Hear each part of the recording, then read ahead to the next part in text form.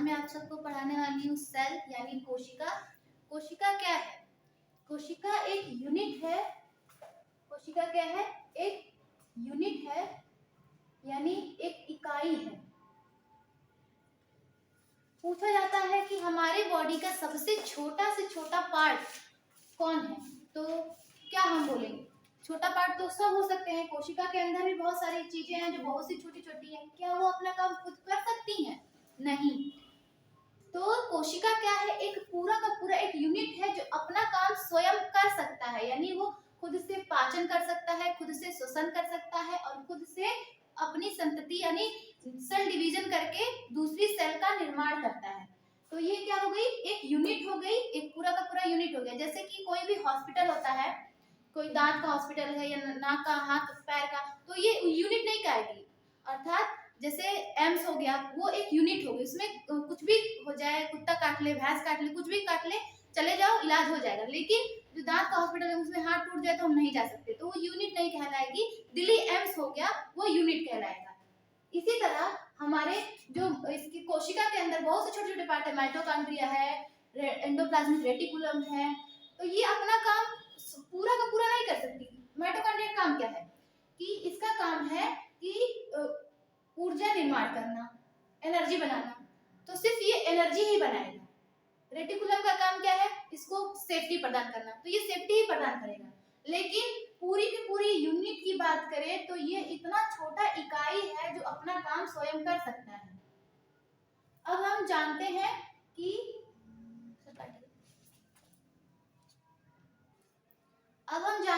कि कोशिका को बॉटनिकल बायोलॉजिकल नेम क्या है? इसको काट दीजिए। अब हम समझते हैं कि कोशिका को बायोलॉजिकल नेम क्या है, मतलब कि कोशिका को बायो में बोला क्या जाता है, तो इसका बायोलॉजिकल नेम हो जाएगा साइटो, यानी इसको बायोलॉजी में साइटो कहते हैं। और इसका जो अध्ययन है, कोशिका का जो अध्ययन है, इसको कहा जाएगा साइटोलॉजी। इसको क्या कहा जाएगा? साइटोलॉजी। अब बात आती है कि इसकी खोज किसने की, तो हमने आप सबको बताया था कि इसकी खोज किसने की, आप बता सकते हैं? हाँ, कोशिका की खोज की थी रॉबर्ट हुक ने। कोशिका की खोज किसने की? रॉबर्ट हुक ने। और पूछा जाता है ये अक्सर कि इन्होंने कोशिका की जो खोज की थी, उन्होंने कैसी कोशिका खोज की थी? मृत कोशिका। इन्होंने मृत कोशिका की खोज की थी। तो पूछा जाता है कि जीवित कोशिका की खोज किसने की, तो हम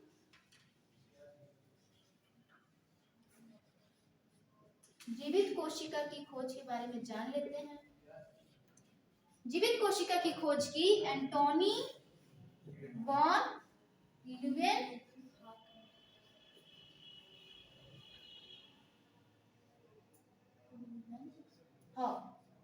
एंटोनी वॉन ल्यूवेनहॉक ने। तो जीवित कोशिका की खोज की एंटोनी वॉन ल्यूवेनहॉक ने। हम इसे याद कैसे करेंगे? जैसे कि कोई भी छोटी सी छोटी चीज होती है तो उसको निकालने के लिए हम हुक का इस्तेमाल करते हैं ना, हुक का इस्तेमाल करेंगे। तो हम इसको याद कर लेंगे कि कोशिका सबसे छोटी है और इसको हमें निकालना है, तो हमें किसका प्रयोग करना पड़ेगा? हुक। तो हुक हो गया। और हो गया जीवित कोशिका की खोज, तो एंटोनी वॉन ल्यूवेनहॉक, हुक, हॉक, यानी हम इस तरीके से इस ट्रिक से हम इसे याद कर सकते हैं। हमें ये पता चल गया कि कोशिका एक इकाई है, इसका बायोलॉजिकल नेम है साइटो, इसका अध्ययन कहलाता है साइटोलॉजी, इसकी खोज की रॉबर्ट हुक ने और जीवित कोशिका की खोज की एंटोनी वॉन ल्यूवेनहॉक। जब इन्होंने खोज कर लिया तो इन्होंने सोचा अब इसको करना क्या है, तो इन्हें नहीं पता था। तो दो वैज्ञानिक आए, स्लाइडर एवं स्वान। कौन से वैज्ञानिक आए? स्लाइडर एंड स्वान। इन्होंने क्या दिया, कोशिका की थ्योरी दी, यानी कोशिका का सिद्धांत दिया। कोशिका का सिद्धांत किसने दिया, पूछा जाता है 1 मार्क। कोशिका का सिद्धांत है स्लाइडर एवं स्वान ने। अब हम जान लेते हैं स्लाइडर एवं स्वान का सिद्धांत था क्या। जिस तरीके से ये जो हमारा घर है वो छोटे छोटे ईंटों से बना है, ईंटों से बना तो है, लेकिन हमेशा दुनिया याद किसको रखती है, मेन चीज को। बना तो है बालू से भी है, सीमेंट से भी है, लेकिन हम मुख्य चीज को याद रखेंगे, ईंटे से। तो जिस प्रकार हमारा जो घर है वो ईंटों से बना है, तो इस घर की छोटी इकाई क्या हो गई, ईंटें हो गई, है ना। और उसके बाद ईंट से क्या बनता है, दीवार बनती है, यानी वॉल। दीवार मिलके क्या बनाते हैं, एक कमरे के का निर्माण करते हैं, और कमरों से मिलकर हमारा पूरा घर बनता है, ठीक। इसी प्रकार बॉडी में हमारी सेल का काम क्या है। फर्स्ट ऑफ ऑल सेल क्या करेगा, सेल मिलके ऊतक का निर्माण करेगा। किसका निर्माण करेगा, ऊतक का, यानी टिश्यू का, टिश्यू का निर्माण करेगा। ढेर सारे ऊतक मिलकर हमारे एक ऑर्गन यानी एक अंग का निर्माण करेंगे।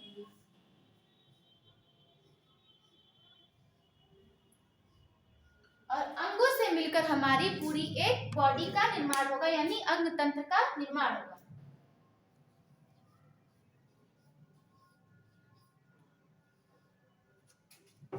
तो ये थी इनकी थ्योरी कि सबसे पहले ईंटों से दीवार बनती है, दीवार से कमरे, कमरे से घर। उसी प्रकार हमारी बॉडी में सेल से ऊतक बनते हैं, ऊतक से अंग, और अंग से पूरी एक बॉडी का निर्माण होता है।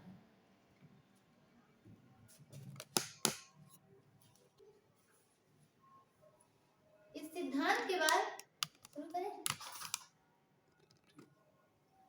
इस सिद्धांत के बाद अब हम ये जान लेते हैं, हमेशा एसएससी या फिर कोई भी वनडे एग्जाम में ये पूछा जाता है कि ओवरऑल में सबसे बड़ी या फिर सबसे छोटी कोशिका कौन सी है।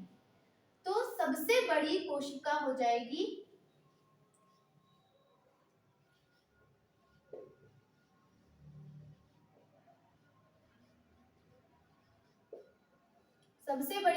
जाएगी हमारा शुतुरमुर्ग का अंडा।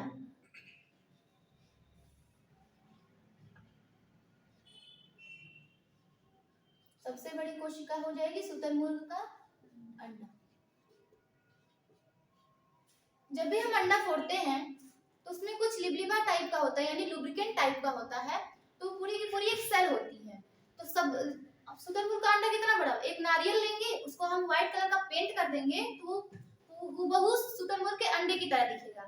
तो अगर उसको हम फोड़ेंगे तो उसमें जो येलो मटेरियल होता है और एक व्हाइट व्हाइट हो जाता है, तो वो पूरा का पूरा एक कोशिका होती है, और वो सबसे बड़ी कोशिका कहलाती है। और पूछता है सबसे छोटी कोशिका।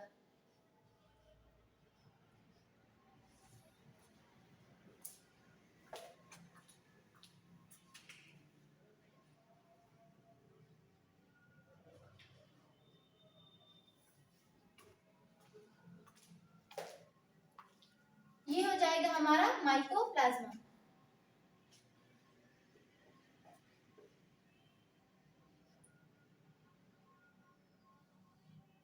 सबसे छोटी कोशिका हो जाएगी हमारी माइकोप्लाज्मा।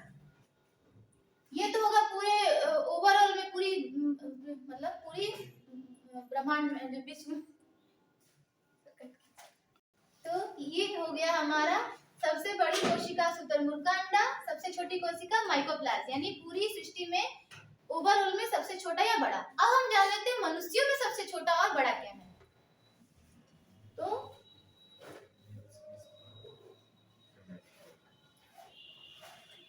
मानवों में छोटी कोशिका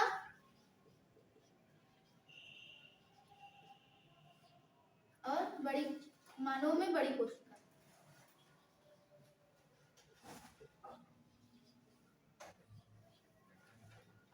सबसे छोटी कोशिका मनुष्य में हो जाएगी स्पर्म, जो कि मेल में होता है, और बड़ी कोशिका हो जाएगी ओवम, जो कि फीमेल में होता है।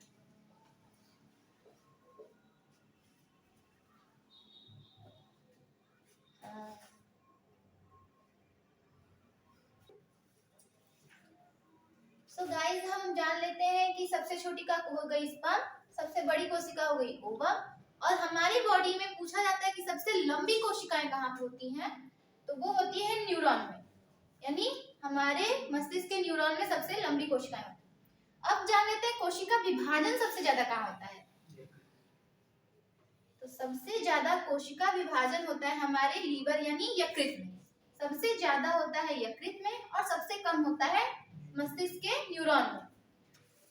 ज्यादा होता है यानी कि लीवर में अगर कोई हमेशा हमारा लीवर खराब होता है, कुछ ना कुछ हम ऐसा खा लेते हैं जिसकी वजह से लीवर हमारा खराब हो जाता है, तो वो सेल इसमें पुनर्निर्माण की क्षमता होती है, और उस पुनर्निर्माण की क्षमता के कारण वो सेल फिर से नई सेल का निर्माण करके और जल्दी निर्माण करके उसको कवर अप कर लेती है और उसको ठीक कर लेती है। यानी कोई चाकू भी मार दे तो वो आप सीधे चले जाइए डॉक्टर के पास, वो निकाल के उसको ठीक कर देगी।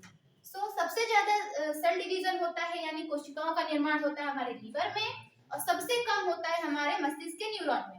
अब बात आ जाती है मस्तिष्क के न्यूरॉन में अगर सबसे कम होता है तो ट्यूमर किस वजह से होता है। तो हम जान लेते हैं कि मस्तिष्क में 90%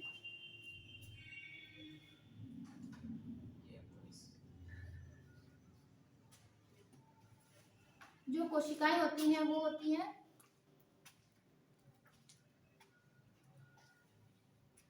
सर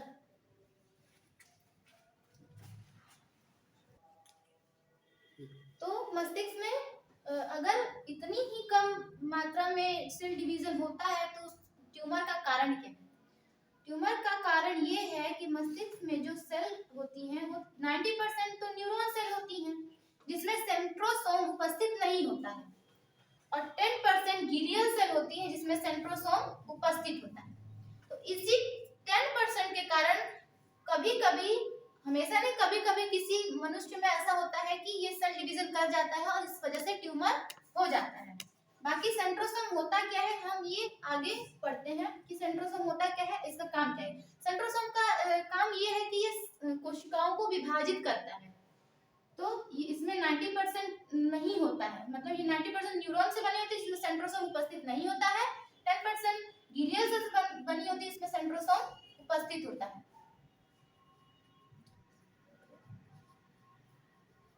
सेंट्रोसोम इसमें उपस्थित होता है।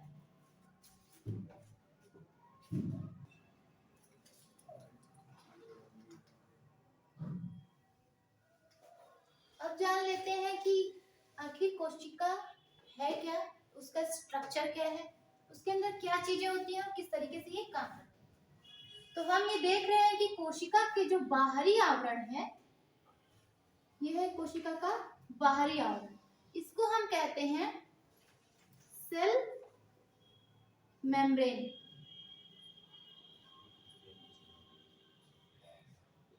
इसको हम कहते हैं सेल मेम्ब्रेन यानी कोशिका झिल्ली।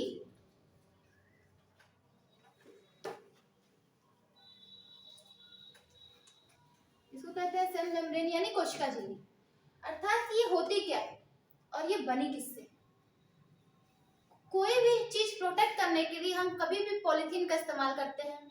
कोई भी लिक्विड चीज हम जब लेते हैं तो उसमें पॉलीथीन लेते हैं ना, या फिर कोई भी कुछ भी लेते हैं तो उसमें झिल्ली का इस्तेमाल करते हैं। तो इसको जो है एक पूरे कोशिका के अंगों को एक जगह एकत्रित करने के लिए, एक जगह संगठित करने के लिए एक झिल्ली होती है इसका बाहरी आवरण होता है, इसी को कहते हैं सेल मेम्ब्रेन यानी कोशिका झिल्ली। इसका काम क्या होता है कि कोशिका के सभी अंगों को, एक कोशिका के सभी अंगों को एक जगह एकत्रित करके रखना। अब जान लेते हैं ये बनी किसकी होती है, यानी कोशिका झिल्ली का निर्माण किससे होता है।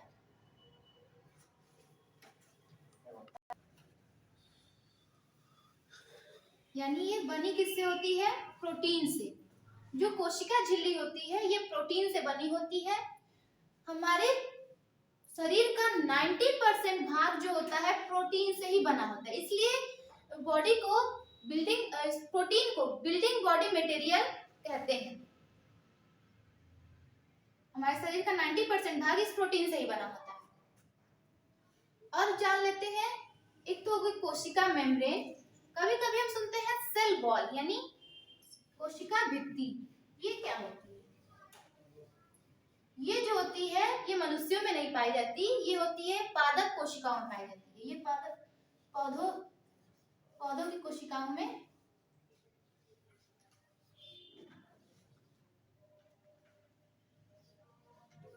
ये पादप कोशिकाओं में पाई जाती है। ये क्या चीज, जैसे कि कभी कभी हम लिक्विड लेने जाते हैं, चाय या फुल्की का पानी, तो हम क्या कहते हैं, उसको डबल पॉलीथीन में कर दीजिए ताकि वो फटके गिरे ना, यानी वो प्रोटेक्ट रहे। तो भगवान ने भी क्या किया, इस सेल मेम्ब्रेन के आगे एक और मेम्ब्रेन लगाया और इसको क्या निर्माण कर दिया, इसको बोल दिया कि ये है सेल यानी कोशिका भित्ति। हम देखते हैं कि जो मनुष्यों की कोशिकाएं होती हैं उन्हें प्रोटेक्ट करने के लिए उनके पास इतनी बुद्धि होती है कि गर्मी के लिए अलग कपड़ा, ठंडी के लिए अलग कपड़ा, बरसात के लिए चिमकी ओढ़ के जाते हैं। तो उनके पास बुद्धि होती है कि अपना खुद प्रोटेक्ट कर सकते हैं। जानवरों में उन्होंने क्या दिया, मोटी चमड़ी और उसके ऊपर बाल, तो वो भी अपने हर मौसम के हिसाब से अपने आप को प्रोटेक्ट कर सकते हैं अपने बालों के थ्रू। लेकिन पादपों में क्या है, वो मौसम के हिसाब से चाहे जो मौसम है उन्हें अपने आप को खुद प्रोटेक्ट करना पड़ता है। इसीलिए गॉड ने उन्हें सेल वॉल दिया ताकि वो अपनी कोशिकाओं को खुद प्रोटेक्ट कर सके, यानी डबल लेयर्ड सेल मेम्ब्रेन। ये किससे बनी होती है, इसका जो निर्माण होता है वो होता है सेल्यूलोज से।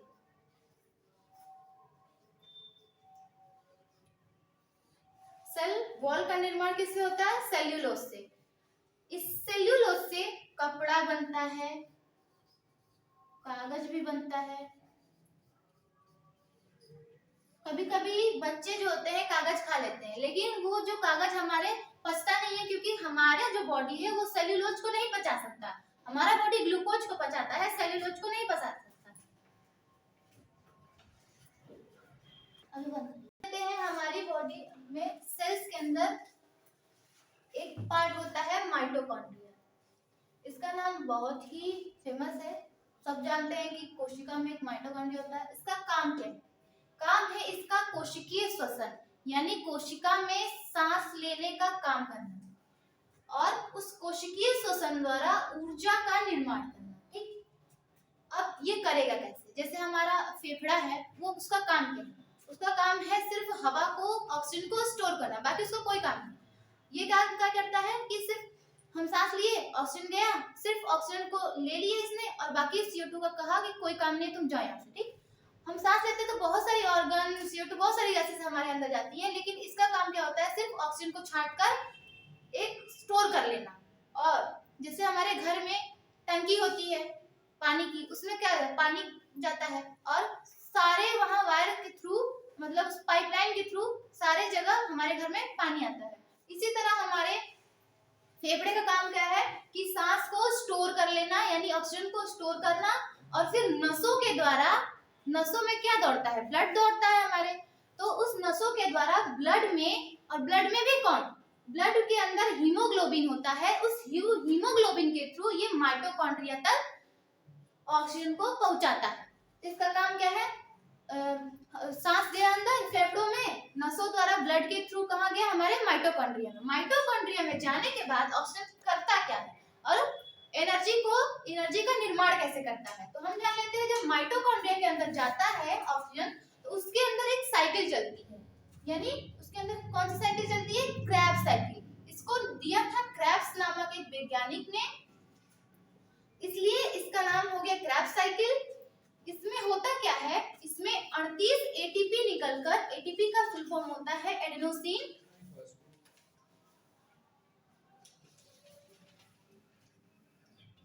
ट्राई फॉस्फेट होता है, इसका फुल फॉर्म होता है। इसका काम क्या होता है, 38 ATP निकलकर ग्लूकोज का निर्माण करती है और वो ग्लूकोज ऊर्जा का निर्माण करता है। माइटोकॉन्ड्रिया में ऑक्सीजन गया, उसमें क्रेब्स साइकिल चली, क्रेब्स साइकिल में 38 एटीपी निकली और उससे ग्लूकोज का निर्माण हुआ, ग्लूकोज से हमारी एनर्जी मिली और उस एनर्जी का निर्माण करता कौन है? हमारे माइटोकॉन्ड्रिया उस एनर्जी का निर्माण करता है हमारे सेल के अंदर। एनर्जी का निर्माण तो कर लिया इसने, और जब हम बोल रहे हैं तो हमें एनर्जी की सबसे ज्यादा जरूरत कहाँ है? किस कोशिकाओं में? हमारे जीव की कोशिकाओं में। कोई धावक दौड़ता है तो उसके सबसे ज्यादा एनर्जी की जरूरत कहाँ पड़ेगी? कहाँ के सेल्स को पड़ेगी? पैर के कोशिकाओं में। तो उस एनर्जी को पहुंचाता कौन है? यानी एनर्जी तो बना लिया, मान लो हम बोलते रह गए, बोलते बोलते यहाँ की कोशिकाओं की एनर्जी खत्म होगी, तो बोलते बोलते हमारी जीभ थक जाएगी, और जब अगल बगल की कोशिकाएं हमें यहाँ एनर्जी नहीं पहुंचाएंगी तो हम करते करते यहाँ की हमारा जीभ भी रुक जाएगा, हमारी आवाज भी नहीं निकलेगी। तो यहाँ की कोशिकाओं में एनर्जी ट्रांसफर करने का काम करता है। तो एनर्जी को ट्रांसफर करने का काम करेगा हमारा गोल्जी बॉडी।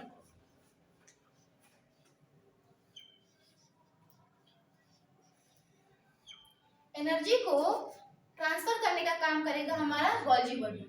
इसका काम क्या है? एनर्जी का निर्माण करना। इसका काम है एनर्जी को परिवहन करना, यानी ट्रांसफर करना।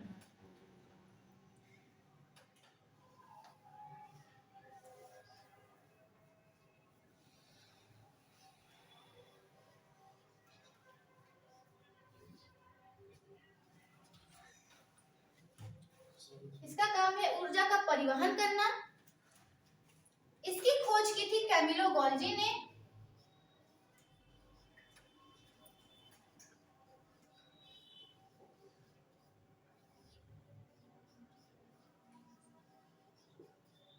खोज की थी कैमिलो गोल्जी ने। तो ऊर्जा बनाया, ऊर्जा को एक जगह से दूसरी जगह इसने परिवहन किया, इसकी खोज की थी कैमिलो गोल्जी ने। अब हम जान लेते हैं इस वैक्यूल का काम क्या है। इसका काम क्या है? ऊर्जा बनाना। इसका काम है परिवहन करना। किसका? ऊर्जा का। वैक्यूल्स का काम क्या है? अब हम जान लेते हैं वैक्यूल्स के बारे में।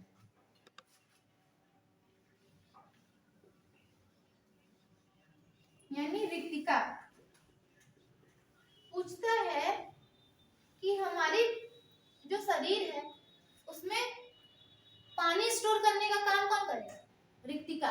यानी शरीर में तो 65% जल है, तो क्या वो सारा का सारे पानी हमारे पेट में होगा? नहीं, वो हमारे पूरे बॉडी में सेल है, उस सेल के अंदर हमारे वैक्यूल्स है, उस पूरे वैक्यूल्स में पानी भरा होता है। तो ये पानी का स्टोर करने का काम कौन करेगा? रिक्तिका।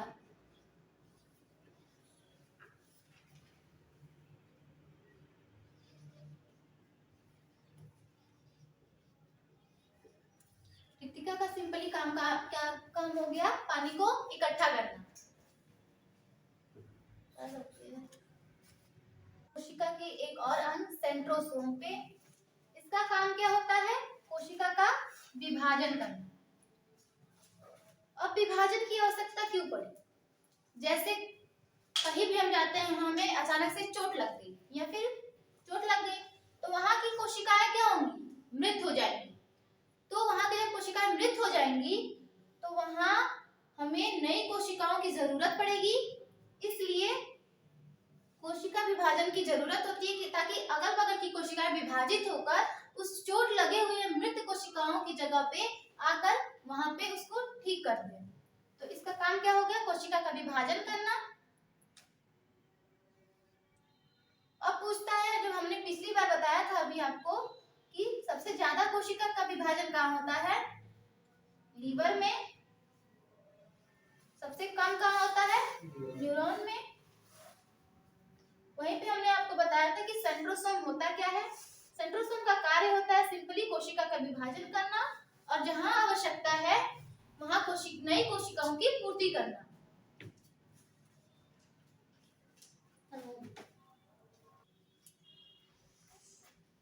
अब आते हैं कोशिका के एक और पार्ट, लाइसोसोम पे। इसका काम क्या होता है? मृत कोशिकाओं को हटाना।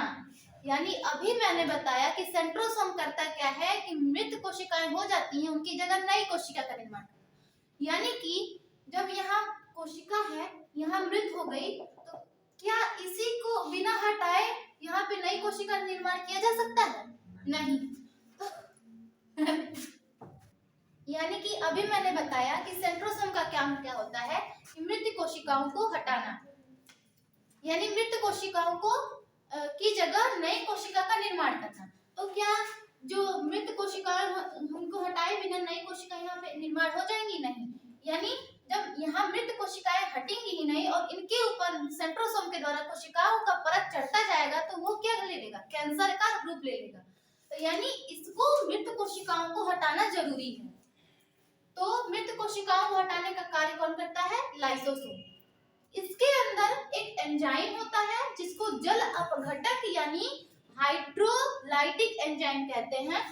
इस एंजाइम के थ्रू ही ये किसी भी कोशिका के ऊपर, मान लीजिए कि ये कोशिका है, इसके अंदर जो लाइसोसोम है, अगर माइटोकॉन्ड्रिया अपना काम नहीं कर रहा है, गोल्जी बॉडी अपना काम नहीं कर रहा है, तो ये क्या करेगा? न्यूक्लियस तो बोलेगा ही, कमांड करेगा कि तुम ये काम करो, नहीं तो लाइसोसोम को बोल देंगे तो तुमको ये खत्म कर देगा।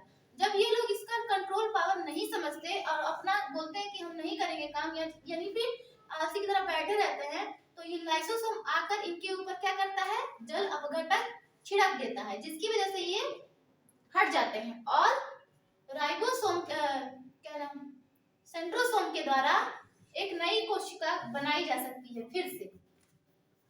तो क्या होता है इसका काम कि मृत कोशिकाओं को हटाना है, या फिर एक ही जगह की कोशिकाएं की पूरी मर चुकी हैं तो उनको सड़न पैदा ना हो या फिर कैंसर ना पैदा हो या फिर वहां मवाद की स्थिति ना उत्पन्न हो, इसलिए लाइसोसोम अपने आप को पूरी तरीके से फाड़ देता है और पूरा यहाँ पे जल अपघटक भर जाता है और यहाँ की कोशिकाएं पूरी तरह से नष्ट हो जाती हैं और हट जाती हैं। फिर वहां सेंट्रोसोम के थ्रू नई कोशिकाओं का यहाँ निर्माण हो जाता है। और हम जानते हैं कि हीमोग्लोबिन में इसकी उपस्थिति नहीं होती, क्योंकि हीमोग्लोबिन पूरा का पूरा फ्लो होता रहता है। अगर उसके अंदर ये उपस्थित हो गया तो पूरा हीमोग्लोबिन के जो सेल हैं, जो ब्लड के जो सेल है, आरबीसी, डब्ल्यूबीसी, इनको ही नष्ट कर देगा। तो हीमोग्लोबिन की जो मृत्यु होती है वो हमारे बॉडी के प्लीहा में जाकर होती है, इसलिए ब्लड में लाइसोसोम उपस्थित नहीं होता है। लाइसोसोम का काम क्या होता है? मृत कोशिकाओं को हटाना। इसके अंदर कौन सा एंजाइम होता है? जल अपघटक एंजाइम। और इस तरीके से ये मृत कोशिकाओं को हटाती है।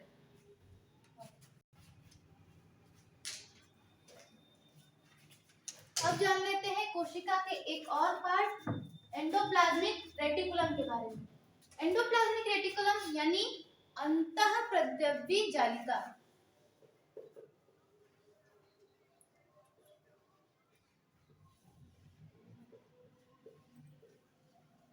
अंतःप्रद्रव्य जालिका, जैसा कि नाम से ही पता चलता है, जालिका यानी जाल। यह जाल की तरह पूरे कोशिका में फैलकर उसे कंकाल की तरह सेफ रखता है, यानी उसे सीधा रखने में उसकी मदद करता है।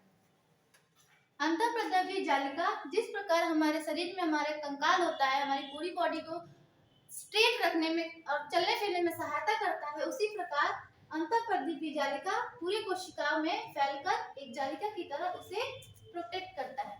अब आते हैं हमारे सबसे मेन टॉपिक राइबोसोम पे। राइबोसोम इम्पोर्टेंट थिंग है क्योंकि हमारा बॉडी मटेरियल क्या है? बिल्डिंग बॉडी मटेरियल प्रोटीन को कहा जाता है, और इसी प्रोटीन का निर्माण कौन करता है? राइबोसोम। राइबोसोम जो है हमारे सेल के अंदर प्रोटीन का निर्माण करता है। किस चीज से?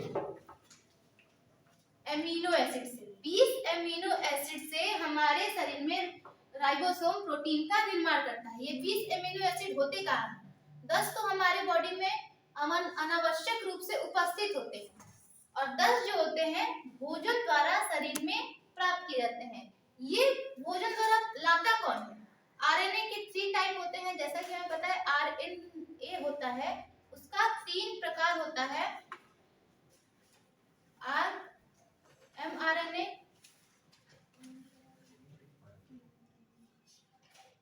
tRNA और rRNA, ये सारा कैपिटल ही रहेगा। mRNA का काम क्या है? मैसेज देना कि हाँ मुझे एमिनो एसिड 10 मिल चुके हैं। एमिनो एसिड को पहचानता कौन है? mRNA, और उसको पहचान कर इकट्ठा करके रख लेता है। फिर rRNA को सूचित करता है, मैसेज यानी मैसेज पहुंचाता है, मैसेंजर का मतलब मैसेज पहुंचाता है। rRNA को tRNA को मैसेज पहुंचाता है कि मुझे 10 एमिनो एसिड मिल चुके हैं और ये हमारे पास उपस्थित है। तो tRNA क्या करता है? इसको परिवहन करता है, इसको यहाँ से उठा के ले जाते हैं। अगर ये खुद ही यहाँ से यहाँ तक पहुंचाने लगा तो ब्लड क्या करता है? हमारे पूरे शरीर में फैलता रहता है, यानी खाना। तो प्रोटीन जो होते हैं, एमिनो एसिड जो होते हैं, एक 10 एमिनो एसिड को पकड़ा, एक को पकड़ा, मान लीजिए कोई महत्वपूर्ण एमिनो एसिड वहां से निकल गया, फ्लो हो गए, तो फिर इसके इसीलिए tRNA की जरूरत पड़ती है, ताकि ये चुनता रहे और ये यहाँ तक पहुंचाता रहे। तो परिवहन करने का काम कौन करता है? tRNA यानी ट्रांसफर आरएनए। और उस 10 एमिनो एसिड का निर्माण कौन करता है? राइबोसोमल आरएनए यानी rRNA। rRNA क्या करता है? राइबोसोम में ले जाकर 10 एमिनो एसिड के और 10 उपस्थित एमिनो एसिड के थ्रू प्रोटीन का शरीर में निर्माण करता है।